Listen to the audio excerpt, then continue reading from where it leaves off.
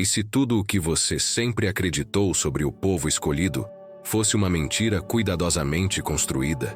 E se a promessa divina que moldou 3 religiões e alterou o curso da história humana não viesse dos céus, mas das mãos desesperadas de homens lutando para sobreviver? Há um segredo enterrado nas páginas sagradas, um segredo tão explosivo que um jovem filósofo foi exilado, amaldiçoado e banido de seu próprio povo apenas por ousá-lo revelar. Baruch Spinoza arriscou tudo para expor a verdade por trás da ideia mais poderosa da civilização ocidental. E o que ele descobriu vai abalar os alicerces do que você pensa saber sobre fé, poder e identidade. Antes que este vídeo desapareça ou seja censurado, você tem uma chance única de ver com seus próprios olhos a evidência que religiosos, historiadores e líderes políticos preferiram esconder por séculos. A pergunta não é se você pode lidar com a verdade, mas se você pode viver sem conhecê-la. O tempo está acabando. Assista agora, porque uma vez que você veja o que Spinoza revelou, você nunca mais verá o mundo da mesma forma. Existe uma ideia tão poderosa, tão influente e talvez tão perigosa, que pode ser condensada em apenas 3 palavras: o povo escolhido. Imagine por um momento.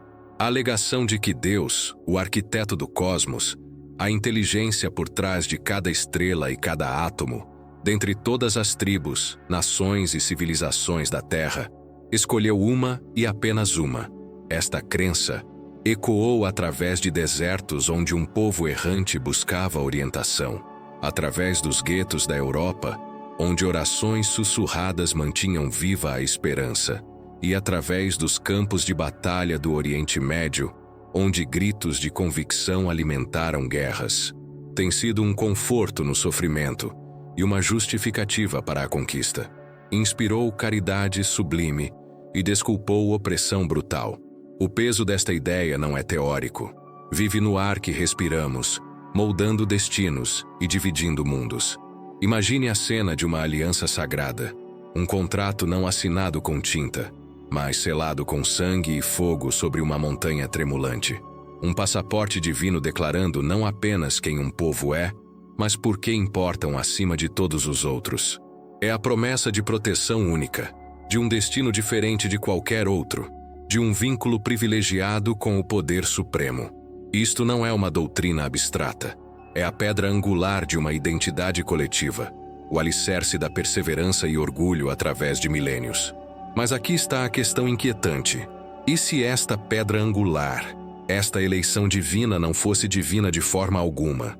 E se fosse fabricada por mãos humanas, nascida não da vontade do céu, mas das necessidades desesperadas de sobrevivência e poder na terra? Imagine por um momento que o contrato sagrado contivesse cláusulas ocultas. Cláusulas tão fundamentais, tão perturbadoras que lê-las em voz alta ameaçaria desmantelar não apenas uma religião, mas sistemas inteiros de política e identidade. Esta noite, não trilharemos o caminho familiar da fé mística ou tradição herdada. Não debateremos anjos e milagres. Em vez disso, confrontaremos esta ideia com razão, com lógica e com a lente fria da psicologia política. Ousaremos ver o que acontece quando o véu do mistério divino é levantado e as impressões digitais humanas por baixo são reveladas. Esta não é uma jornada de crença, mas de compreensão. E uma vez que você vislumbre a maquinaria oculta desta ideia, talvez nunca mais a veja da mesma forma. Para descobrir a verdade por trás desta ideia sagrada, devemos invocar uma das mentes mais ousadas da história. Seu nome era Baruch Spinoza, um jovem filósofo de Amsterdã no século XVII, nascido em uma família de refugiados que havia fugido da Inquisição em Portugal. Sua comunidade agarrava-se desesperadamente às suas tradições, à crença na eleição divina, como uma tábua de salvação, após séculos de perseguição. Mas de dentro, Spinoza ousou questionar tudo. Por isso foi expulso, amaldiçoado e separado de seu povo, condenado como herege por fazer as perguntas que ninguém mais ousava fazer. No entanto, Spinoza não era um inimigo de Deus. Na verdade, estava cativado pela perfeição do universo. Para ele, Era um insulto atribuir ao divino a inconstância, raiva e favoritismo dos seres humanos. Para Spinoza, Deus não era um rei com humores, mas o próprio tecido da existência, a lógica imanente da realidade em si. E a lógica, ao contrário dos governantes humanos, não tem favoritos. A gravidade não puxa mais fortemente para uma tribo do que para outra. As leis da natureza não se curvam para um povo escolhido. Armado com esta lógica implacável, Spinoza voltou sua atenção para a ideia mais intocável de todas, a noção de um povo escolhido. Ele não perguntou se Deus existe ou se o povo de Israel tinha uma história digna de ser contada. Ele perguntou algo muito mais perigoso. E se a história da eleição divina não fosse um decreto celestial, mas uma estratégia humana, uma invenção política brilhante projetada para unir um povo disperso, dar-lhes propósito, esculpir-lhes um lugar na história? Esta não é uma crítica ateísta moderna. Não é um ataque externo. É o resultado de aplicar a ferramenta de Spinoza, razão crítica, aos próprios textos que supostamente provam a eleição divina. Ao lê-los com honestidade, sem reverência, Spinoza descobriu uma verdade que os piedosos haviam escondido à vista de todos. E é esta questão proibida, esta audácia de tratar a história sagrada como um contrato com cláusulas e condições, que estamos prestes a explorar. Antes de mergulharmos nas evidências, devemos entender a estrutura do desafio de Spinoza, a arquitetura cuidadosa de seu raciocínio. Ele não simplesmente descartou a história sagrada com um aceno de mão. Ele a desmontou tijolo por tijolo, expondo a estrutura humana sob a fachada divina. Seu método se desdobra em 3 passos devastadores. Primeiro, ele revela que a chamada aliança eterna nunca foi uma declaração mística de superioridade espiritual, mas um contrato político pragmático. Em seu cerne, era uma constituição para uma nação frágil, lutando para sobreviver em um mundo hostil. Um documento projetado para unificar tribos, estabelecer ordem e justificar conquista, tudo em nome de Deus. Segundo, ele transforma o texto sagrado em um arquivo judicial e o coloca sob interrogatório cruzado. Ele mostra como a aliança era condicional, temporária e repetidamente quebrada não apenas pelo povo, mas pelo próprio Deus, conforme retratado nas Escrituras. A figura divina não aparece como um ser eterno e perfeito, mas como um monarca volátil punindo, arrependendo-se e renegociando. Este não é o comportamento do infinito, é a psicologia de humanos escrita nos céus. E terceiro, Spinoza expõe a transformação mais surpreendente de todas. Quando o projeto político desmoronou sob o peso da história, quando reinos caíram e templos queimaram, a ideia de ser escolhido não desapareceu. Ela se transformou. Tornou-se algo mais poderoso, mais duradouro, uma identidade portátil. Despojado de terra e estado, o povo se reimaginou como eternamente escolhido, não através de reis ou território, mas através de memória, lei e cultura. Foi um ato de genialidade narrativa que garantiu sobrevivência através de séculos de exílio. Estes 3 passos, contrato político, aliança quebrada e identidade portátil, são o bisturi com o qual Spinoza abre um dos mitos mais profundos da civilização ocidental. E se ousarmos seguir sua lógica, nos encontraremos encarando não o mistério divino, mas o brilho cru e o desespero da invenção humana. Para compreender o primeiro argumento de Spinoza, devemos viajar de volta mais de 3,0 anos para a poeira e tumulto do antigo Levante. Imagine uma estreita faixa de terra, um corredor frágil preso entre 2 gigantes, os faraós do Egito ao sul e os impérios ascendentes da Mesopotâmia ao norte, hititas, assírios, babilônios. Esta faixa não era nenhum paraíso. Era um campo de batalha, uma estrada de exércitos, uma zona de alianças mutáveis e tributo interminável. Dentro desta paisagem brutal, tribos dispersas lutavam para sobreviver. Estavam ligadas frouxamente por parentesco e uma história de libertação da escravidão egípcia. No entanto, careciam das marcas de uma verdadeira nação. Não tinham capital fortificada, exército centralizado, sistema legal codificado. Eram, em essência, um projeto de povo, ainda não um povo. Se você fosse seu líder, um Moisés ou um Josué, seu maior desafio não seria a salvação deles na vida após a morte. Seria sua sobrevivência aqui e agora. Você precisaria de unidade, disciplina e, acima de tudo, uma história forte o suficiente para fundir tribos frágeis em uma única nação. E assim, a aliança nasceu. Mas não foi introduzida como uma estratégia política ou um rascunho constitucional. Nenhum líder poderia ficar diante de um povo e dizer: aqui está meu plano de 5 anos para a construção de um Estado. Eles o ridicularizariam fora do acampamento. Em vez disso, tinha que vir envolto na mais alta autoridade imaginável, a autoridade do próprio Deus. O que emergiu não foi apenas um conjunto de diretrizes, mas um contrato sagrado. Obedeça e prosperará. Traia e será destruído. Spinoza nos convida a ler Êxodo, Levítico, Números e Deuteronômio não como revelações místicas caindo dos céus, mas como a carta fundacional de uma nação. O Deus do Sinai não é um Deus distante de filósofos. Ele é um legislador, um comandante, um rei soberano. Suas promessas não são abstratas, são pragmáticas. Terra fértil fluindo leite e mel, colheitas abundantes, proteção contra doenças, vitória sobre inimigos. Em troca, ele exige lealdade absoluta, adoração exclusiva e obediência completa a um vasto código de leis. Isto não era nenhum mistério divino. Era um contrato político elaborado na forma de antigos tratados de vassalagem, do mesmo tipo imposto por reis hititas ou assírios sobre seus povos subjugados. A estrutura é idêntica. Um prólogo histórico. Eu sou Yahvé que te tirou do Egito. Estipulações, os mandamentos, bênçãos pela lealdade e terríveis maldições pela rebelião.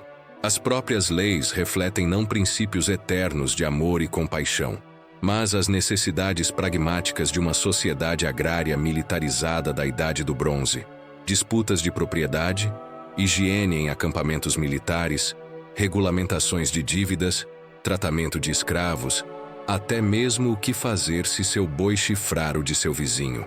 Para Spinoza, esta era a prova definitiva. Um ser perfeito e eterno não se preocupa com bois e mofo em casas, mas legisladores humanos sim. A aliança era, em sua essência, um contrato de Estado, um manual de sobrevivência disfarçado de vontade divina. Seu gênio estava em transformar obediência política em um ato de adoração. Desobedecer ao líder não era meramente rebelião, era sacrilégio. Resistir à lei era trair o próprio Deus. E assim, sob o véu sagrado, Spinoza revela o coração pulsante da política. O povo escolhido não foi elevado acima da humanidade. Foi organizado, disciplinado e vinculado por uma das invenções políticas mais eficazes de todos os tempos. Mas até os contratos mais fortes racham sob pressão. E logo, Spinoza nos mostra que este pacto divino começaria a se desmantelar. Agora imagine pegar aquela aliança sagrada, segurá-la como um documento legal e ler suas cláusulas com a precisão fria de um advogado. Isso é exatamente o que Spinoza exige. Pois quando você retira a reverência e lê a Bíblia como se fosse um registro de obrigações, você encontra não uma promessa atemporal, mas um contrato repleto de condições, brechas e contradições. Olhe atentamente para o caráter de Deus nestes textos. Ele não é retratado como o sereno arquiteto onisciente do cosmos, mas como um monarca volátil, um rei da Idade do Bronze com todas as paixões e falhas dos homens. Ele fica ciumento, exigindo lealdade absoluta. Não terás outros deuses diante de mim. Ele fica enfurecido, ameaçando punir os pecados dos pais sobre seus filhos por gerações. Ele se arrepende de suas próprias decisões, até mesmo admitindo erros, arrependendo-se de ter criado a humanidade em Gênesis, reconsiderando sua escolha de Israel após o bezerro de ouro em Êxodo. Ele barganha com Moisés como se um ser perfeito pudesse ser persuadido ou superado em argumentos por um mero mortal. Para Spinoza, estas não são as características da eternidade. São impressões digitais de autoria humana. Mas a evidência mais condenatória não está nos humores divinos. mas na própria aliança. Ela nunca foi incondicional. Repetidas vezes o texto repete: se obedeceres aos meus mandamentos, serás abençoado. Se não o fizeres, serás amaldiçoado e abandonado. Esta não é a linguagem da eleição eterna. É o tom de um senhor feudal ditando termos ao seu vassalo. É um acordo bilateral, frágil e contingente. E a história, como a própria Bíblia registra, se desenrola como uma série implacável de violações e punições. O povo se volta para deuses estrangeiros, Baal e Astarote. Seus reis forjam alianças proibidas, exploram os pobres e afundam na corrupção. E cada vez, segundo os autores, Deus responde não com misericórdia, mas com pragas, fomes, invasões e derrota. Os profetas, Elias, Isaías, Jeremias, Ezequiel, não eram místicos sonhadores, mas promotores, auditores políticos, gritando na corte do rei. Seu papel era acusar o povo de quebra de contrato e anunciar as penalidades vindouras. O clímax deste drama contratual vem em catástrofe. Em 722 a.C., o reino do norte de Israel é obliterado pelo Império Assírio, suas 10 tribos dispersas e perdidas para sempre. Então, em 586 a.C., a Babilônia desce sobre Judá. Jerusalém é destruída, o templo de Salomão reduzido a cinzas, o próprio lugar de habitação de Deus queimado até o chão. A elite é arrastada para o exílio, sua nação dissolvida. Até os profetas reconhecem: a aliança foi quebrada, anulada pela traição e julgamento divino. De uma perspectiva contratual, o povo escolhido deixou de ser escolhido. O pacto foi dissolvido. O projeto de uma nação santa levado à ruína. Aqui, a lógica nos diz que a história deveria ter terminado, como tantos povos conquistados antes deles, absorvidos nas culturas de seus conquistadores, seu Deus esquecido. Mas não terminou. Contra todas as probabilidades históricas, a ideia de ser escolhido não apenas sobreviveu, ela se fortaleceu. Como poderia um contrato tão visivelmente quebrado dar origem a uma identidade que duraria milênios? A resposta está na reinvenção mais surpreendente de todas.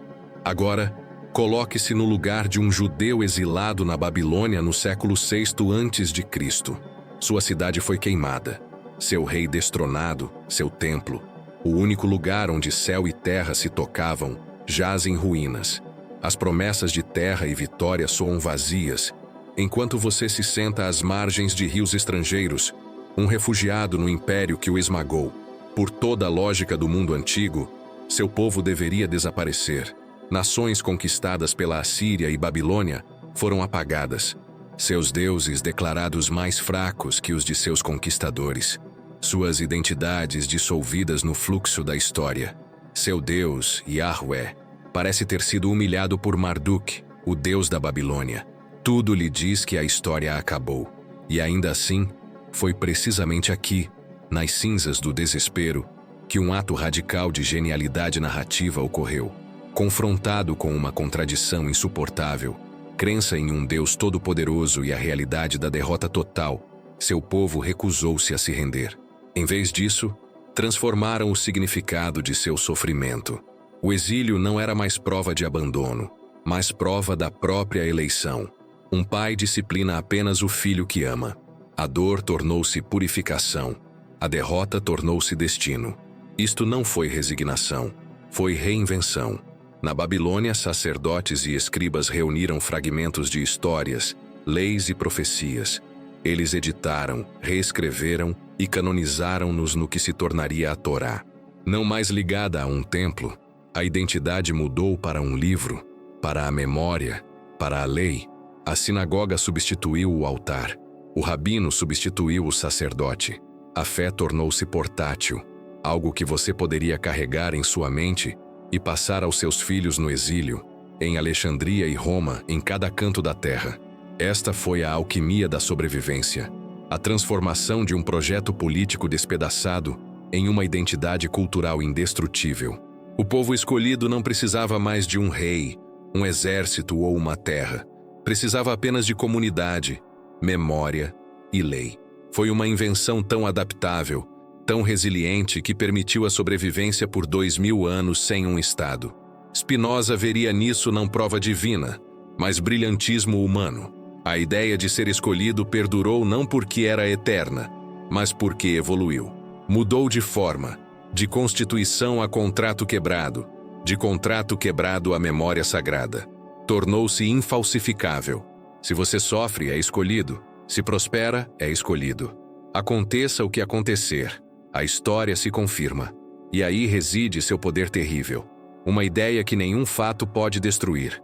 Isto, Spinoza argumentaria, é a evidência definitiva de que a doutrina da eleição não é a voz de Deus, mas a criação da necessidade humana. Uma história forjada na crise, endurecida no exílio e carregada como uma chama através dos séculos. Agora seguimos Spinoza através dos 3 estágios de sua ousada investigação. Primeiro, vimos que a aliança nunca foi um mistério eterno, mas um contrato político disfarçado de revelação divina, uma constituição forjada nos fogos da sobrevivência. Segundo, testemunhamos como aquele contrato, longe de ser incondicional, estava repleto de contradições humanas e quebrado repetidamente por ambos os lados, até que a própria história o rasgasse em catástrofe. E terceiro, traçamos a surpreendente reinvenção daquela aliança quebrada em algo muito mais duradouro, uma identidade portátil, uma história sagrada que poderia sobreviver a reis, templos e impérios. Esta não é a história de um povo amado acima de todos os outros pelo Criador do universo. É antes uma história profundamente humana da vontade desesperada de perdurar, do gênio de transformar fracasso em destino, do poder da narrativa de dar significado onde de outra forma haveria apenas desespero. Spinoza nos pede para admirar não o favoritismo divino, mas a resiliência humana.